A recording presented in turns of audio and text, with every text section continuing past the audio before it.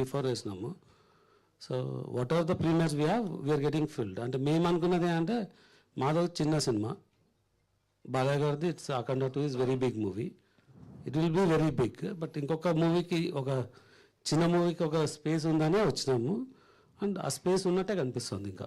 సరే. అండ్ అఖండ ఈ ఏదైతే ఫైనాన్షియల్ లాస్ట్ ఇష్యూలో జరిగిందో మీరు ఒక స్టేట్మెంట్ రిలీజ్ చేశారు, రాజాసాబ్కి ఏం ప్రాబ్లమ్స్ లేవు ఎక్సెట్రా ఎక్సెట్రా అని చెప్పి. అదే స్టేట్మెంట్లో యూ హ్యాడ్ ఆ పర్టికులర్ ఏదైతే కార్పొరేట్ ఉందో దాని మీద ఆ అఖండ ప్రొడ్యూసర్స్ కూడా రిలీజ్ చేయనంత స్ట్రాంగ్ వర్డెడ్ స్టేట్మెంట్ మీరు ఇచ్చారు.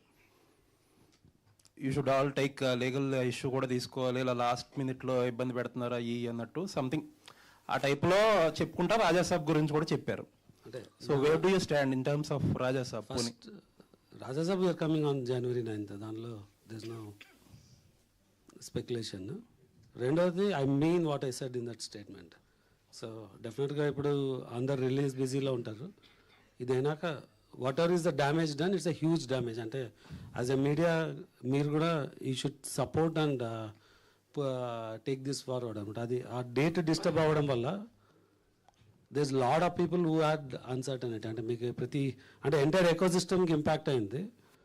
That entire ecosystem should fight back అనమాట, ఇలాంటి అంటే ఇర్రెస్పాన్సిబుల్ యాక్ట్ ఫ్యూచర్లో జరగకుండా. ఎందుకంటే యాక్చువల్లీ అటువంటిదే మీకు కూడా రాబోయింది, ఆల్మోస్ట్ కొంచెం అడ్వాన్స్గా వచ్చింది. కానీ రాజాసాబ్ కూడా ఒక లీగల్ ఇష్యూ ఏదో నడిచింది ముందు. అంటే ఆ కంటెక్స్ట్లో ఏదైనా రియాక్ట్ అయ్యారా మీరు? నేను ఆల్రెడీ చాలా డ్యామేజ్ లా సూట్స్ ఫైల్ చేసి పెట్టినానండి. సో నాకు అంటే నేను అంత వీక్గా ఉన్నాను. సరే. అండ్ ఈ సినిమాకి వచ్చేటప్పటికి the best part of this film is ఒక లీడింగ్ బ్యానర్ పిఎంఎఫ్ కొంచెం ఫాస్ట్గా రియాక్ట్ అయ్యా 99 రూపీస్ టికెట్స్ పీపుల్లో one of the most debated topics ఇప్పుడు. అది చాలా క్విక్గా రియాక్ట్ అయ్యి తీసుకొచ్చారు మీరు. హోప్ఫుల్లీ మీరు అన్నట్టు మీ ఫ్యూచర్స్ ఫిలిమ్స్లో కూడా ఇంప్లిమెంట్ చేస్తే వెరీ నైస్.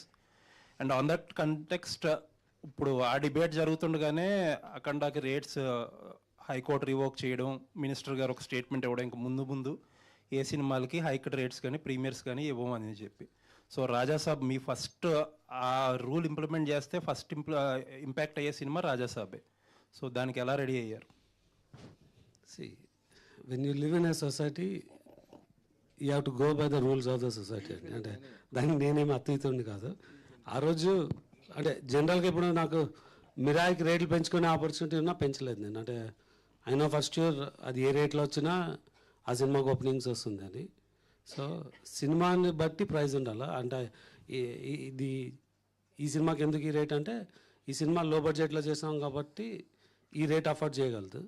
హై బడ్జెట్ ఉన్నప్పుడు హయ్యర్ రేట్స్ ఉండాలి. But at the same time నేను యూనిలాటరల్గా డిసైడ్ చేసేది కాదు. Ad go with the but రాజాసాబ్కి మీరు పెట్టిన ఇన్వెస్ట్మెంట్కి can you effort to not to have that hikes and premiers అంటే ఏం చెప్తారు? ఇన్వెస్ట్ పెట్టడం ఈజ్ మై చాయిస్ అండి. రేట్లు ఇవ్వడం అనేది ఇట్స్ ఎ గవర్నమెంట్ వాళ్ళ చాయిస్.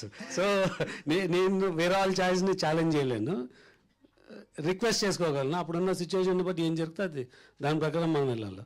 సందీప్ గారు, ఈ సినిమాలో ఇండస్ట్రీ మీద కొన్ని సెటర్లు వేశారు.